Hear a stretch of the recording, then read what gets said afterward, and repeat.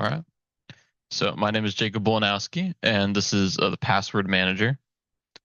Today, what I'll be covering is the problem statement and contributions, followed by the preliminary materials and the background, the application architecture, the key management system, the password encryption, the GUI design and implementation, a short demo, and then the challenges and solutions, followed by the limitations and future improvements, and finally concluding remarks. So let's begin.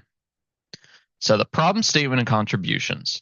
The problem statement for this project was storing passwords without protection or encryption leaves users vulnerable to having their information stolen. To solve this, a password manager was built that encrypts credentials with AES 256-bit encryption.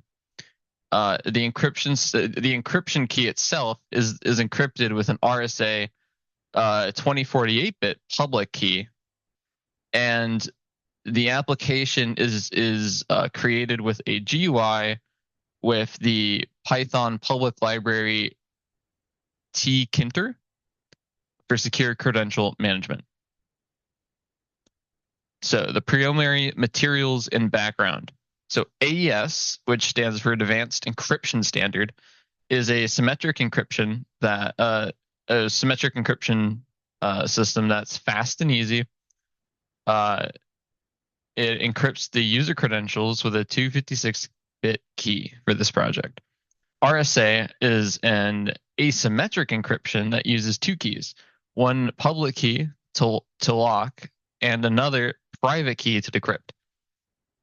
So for this project, I implemented a hybrid cryptographic scheme, utilizing both AES and RSA. AES is fast but needs a secure way to share its key, so it's good for securing the actual key itself, whereas RSA is secure but slower for larger data, which would be beneficial for the passwords. tkinter is a Python standard GUI library, which I just stated, and that is what I will be using in the project. So for the application architecture, the password manager is broken up into three main parts. There's the backend, which handles encryption, key creation, and data storage. The encryption for this project was it was implemented in Python. So I used a library called PyCryptodome, which is similar to Crypto++ for C, but it basically allows the ability to, or specifically, it allows for AES and RSA encryption and decryption very easily. To the front end, the GUI was generated with tkinter library for entering and viewing passwords. Storage management system, and then the next bit is a storage management system, which shares the encrypted data in a JSON and stores them in separate text files for the keys. So on the right here is an example of what the stored. This is the RSA private key, which is stored in a text file. But so basically for key management, how it works is the user picks a key phrase. So this is similar to like the smart password or the super password from another project, but it basically is the key that's used, or the phrase that's going to be used to encrypt the access to the key. So I'll go over this again. So the user picks a key phrase. The app then creates an RSA 2048 key pair and uses the key phrase to protect the private key. So the private key on the right here, the file won't be able to be accessed without entering the key phrase, which will then decrypt it. And then an AES 256-bit key is generated and encrypted using that RSA key. So you enter a key phrase to unlock the RSA key, which is then used to decrypt the AES, hence hybrid cryptographic scheme. Password encryption.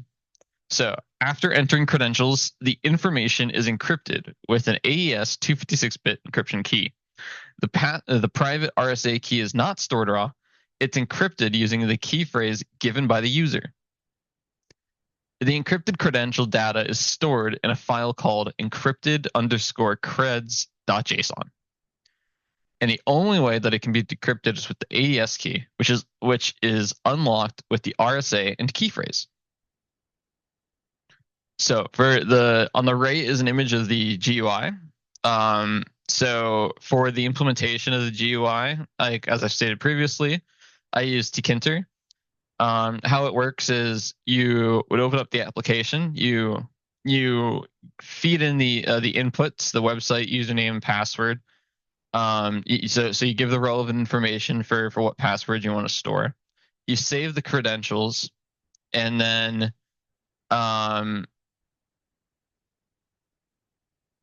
so you click save credentials. Then, so this is all assuming that the key has been generated and that you've loaded in the key. Those two things are necessary in order for you to save credentials. I should have said that, but that is the key to it. So, the final section contains a table of the credentials. So, assuming that the keys were generated and there's a loaded private key in, the table below would actually show the credentials of show the saved credentials for that that are associated with that key.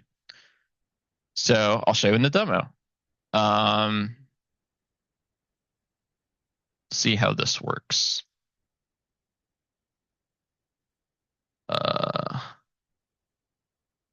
Okay, assuming you're still able to see my screen, which I think you are. So this is my final project. I'll show you go through walk you through the code base. So I have a function that loads keys, clears keys. So these are the functions that are actually called by the button, the buttons that are on the GUI. So there's the clear keys, delete keys. So those are just a bunch of helper functions. And then the main usage, which is decrypt credentials, encrypt credentials, store the credentials, retrieve the credentials, and then everything is put in these classes. I put a password manager UI class. So it's kind of a little. So even though it's in Python, it's a little bit more Java-y, but it does the job. All right, so let me run this, and I will give you a quick demo. So hold up here on the screen. Oh, so first things first, we're going to want to generate the keys. It will, sorry, I'm on another screen, so it pulls up this key phrase box. We can, for this example, I'll just be putting all lowercase password. And so it is now generated a key, which if we go to load keys, we'll see it's been generated. Yeah, if I do all files, you can see it's actually been stored here. But of course, you'd have it wherever you want it. And then it will prompt for the key phrase again. So password. And now the key is loaded. So if you show credentials, obviously there's nothing been loaded yet, but I could put in a mock example, www.google.com, username. I could do user1, password. I'll just do password1, and save credentials. So the credentials save securely. So now if I click show credentials, we'll now update the table with the saved credentials. And I could do that again. I'll just for ease of demo, I could just put some test things in. So there you go. So we have two credentials saved. So now let's clear the keys. If we clear the keys, you will now no longer be able to access the credentials table. It's because the private key is no longer accessible. So you'd have to reload it, in which case it prompts you again for that key phrase, password. And then you'll be able to see the credentials again.